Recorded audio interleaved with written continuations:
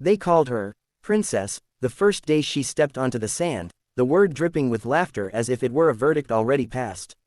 The nickname spread fast, bouncing from one smirk to another, following her like a shadow. She stood there in borrowed boots, shoulders squared, heart pounding so loudly she was sure everyone could hear it. Someone snorted and said, "Try not to cry, Princess," and the others laughed harder, because laughter is easy when you're certain you're right. Her real name was Elena Cruz, but no one bothered to learn it. She was smaller than most of them, quieter too, with dark eyes that didn't beg for approval. She had grown up learning how to disappear into corners, how to absorb insults without letting them show.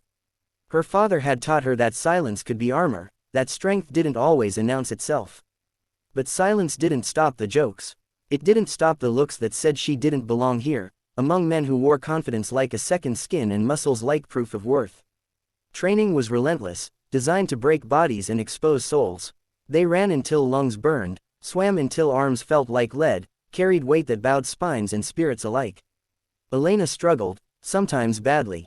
She finished near the back more often than not, hands trembling, vision blurred with exhaustion.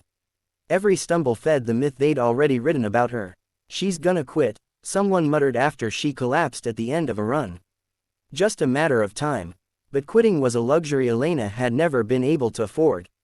She'd lost her mother young, learned to cook dinner for herself before she was tall enough to see over the stove. She'd worked 2 jobs through college, slept in her car for a month when rent fell through, and still showed up smiling the next morning. Pain was familiar. Fear too. What mattered was what you did after they arrived. The instructors didn't protect her from the ridicule. They didn't protect anyone. That was the point. One afternoon, during hand-to-hand drills, she was paired with a Marine visiting as part of a joint exercise. He outweighed her by at least 40 pounds and grinned when he saw her. "Easy day," he said, loud enough for everyone to hear. "Go easy on me, Princess." The whistle blew. He rushed her, confident, careless. Elena moved without thinking, muscle memory taking over where doubt had lived moments before. She slipped to the side, redirected his momentum, and dropped him hard into the sand. The sound of air leaving his lungs silenced the laughter for half a second before it returned, sharper this time, edged with disbelief. The Marine got up, face red, eyes narrow. "Again," he said. They went again, and again. Each time he tried something different. Each time Elena adapted. When the whistle finally blew, he was breathing hard, sweat streaking his face, while she stood steady, chest rising and falling in controlled rhythm.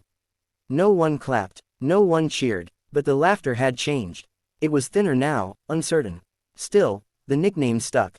Princess. A reminder of what they thought she was.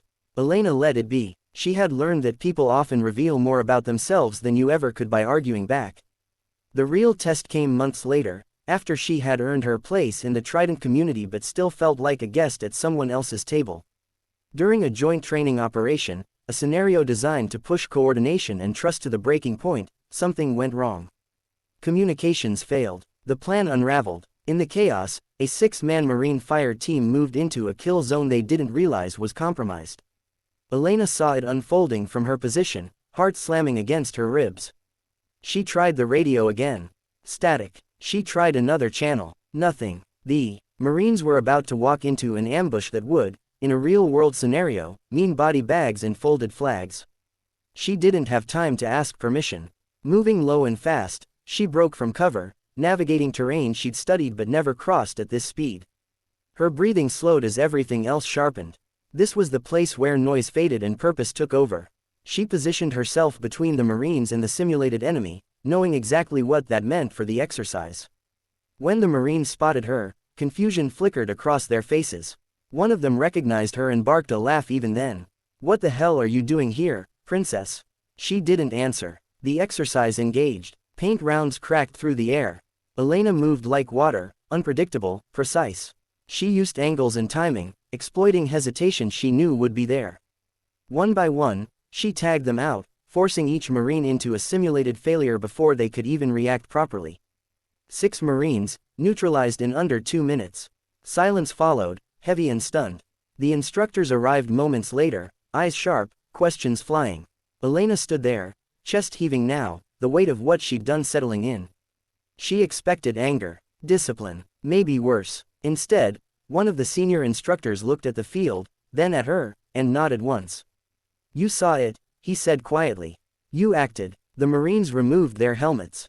The one who had called her princess earlier met her gaze, something like respect fighting its way past pride. "You saved us," he said, not loudly, but clearly enough.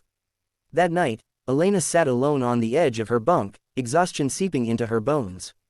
She thought about all the times she'd almost believed them. All the moments she'd wondered if maybe she really didn't belong. She thought about the girl she used to be, staring at ceilings and promising herself she'd find a way to matter. The next morning, as they lined up for inspection, someone muttered the nickname again, almost out of habit. Princess. But it landed differently now. A few heads turned. A few eyes met Elena's with something new behind them. The word didn't sting the way it used to. She realized then that it no longer defined her. It never really had. Weeks turned into months. Operations came and went. Trust built slowly, brick by brick, earned through consistency rather than spectacle. Elena didn't talk much about that day. She didn't need to. The people who mattered had seen enough. One evening, after a brutal training cycle, the same Marine from before sat beside her, handing over a bottle of water. "You know," he said, staring out at the horizon, "I used to think strength looked one way. Loud, big, unbreakable." She waited. He nodded toward her. "Turns out I was wrong." Elena smiled, small and tired but real. She thought about the girl who'd been laughed at, told not to cry, reduced to a nickname meant to keep her small. She thought about how far she'd come without ever raising her voice. The lesson wasn't that she was better than them. It was that resilience doesn't always roar. Sometimes it whispers. Sometimes it endures. And sometimes, when the moment demands it, it steps forward without asking for permission and changes everything.